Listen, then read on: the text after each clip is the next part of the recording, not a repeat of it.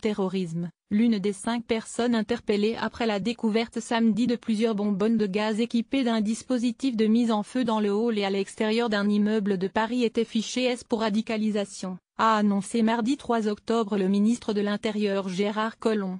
Parmi les personnes qui ont été arrêtées, l'un était fiché au fichier FSPRT, fichier des signalements pour la prévention de la radicalisation à caractère terroriste, NDLR, ça veut dire radicalisé, a déclaré le ministre sur France Inter, au lendemain de la révélation de cette enquête antiterroriste ouverte après la découverte de ce dispositif dans la nuit de vendredi à samedi dans le 16e arrondissement. Quand on est au FSPRT, on est surveillé mais on peut toujours passer à l'acte par l'intermédiaire d'amis, du réseau.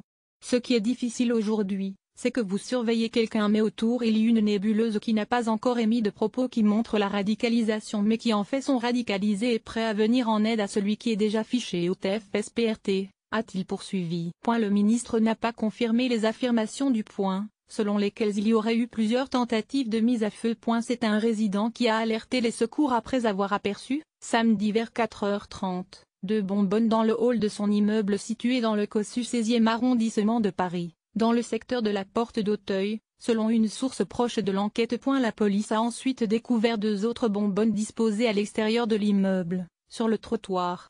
Les enquêteurs ont retrouvé sur place la présence d'hydrocarbures dispersés autour de bonbonnes ainsi qu'un téléphone portable relié à des fils s'apparentant à un dispositif de mise à feu, selon 2 sources proches de l'enquête. Les bonbonnes, l'essence, le dispositif de mise à feu, tout cela montre quelque chose de sophistiqué, d'abouti, a relevé l'une de ses sources. Une enquête ouverte en flagrance. L'enquêteur s'interroge sur le choix de cet immeuble comme cible éventuelle. Est-ce que faire sauter un immeuble dans un quartier chic de Paris, c'était pas aussi un signe que personne n'est en tranquillité et que cela ne se passe pas simplement dans la banlieue et les quartiers un peu populaires mais que cela peut se passer partout en France? S'est interrogé le ministre de l'Intérieur mardi. Des analyses techniques doivent être réalisées.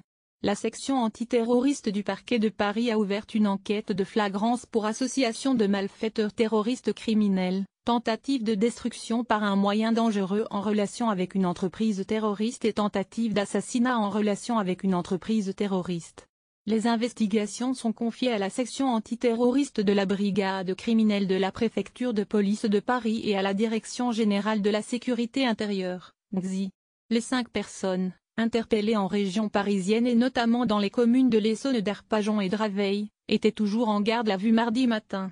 Parmi elles, certaines personnes sont connues des services spécialisés pour leur appartenance à la mouvance radicale, a indiqué à l'AFP une source proche de l'enquête. La menace terroriste reste élevée il y a un peu plus d'1 an. La découverte, en septembre 2016, de 5 bonbonnes pleines de gaz sans dispositif de mise à feu dans une voiture au cœur du Paris touristique avait marqué les esprits. Le projet d'attaque à la voiture piégée avait échoué mais les services antiterroristes avaient arrêté un commando de femmes djihadistes qui comptaient passer à l'action, une première en France. La menace terroriste reste élevée en France, touchée depuis janvier 2015 par une série d'attentats djihadistes qui ont fait 239 morts.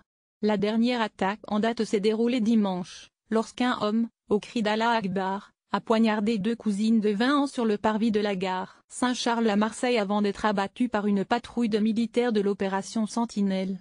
L'attaque a été revendiquée par le groupe djihadiste État islamique, et lire aussi, pour suivre les dernières actualités en direct sur le HuffPost, cliquez ici tous les matins, recevez gratuitement la newsletter du HuffPost. À voir également sur le HuffPost. Envoyez une correction.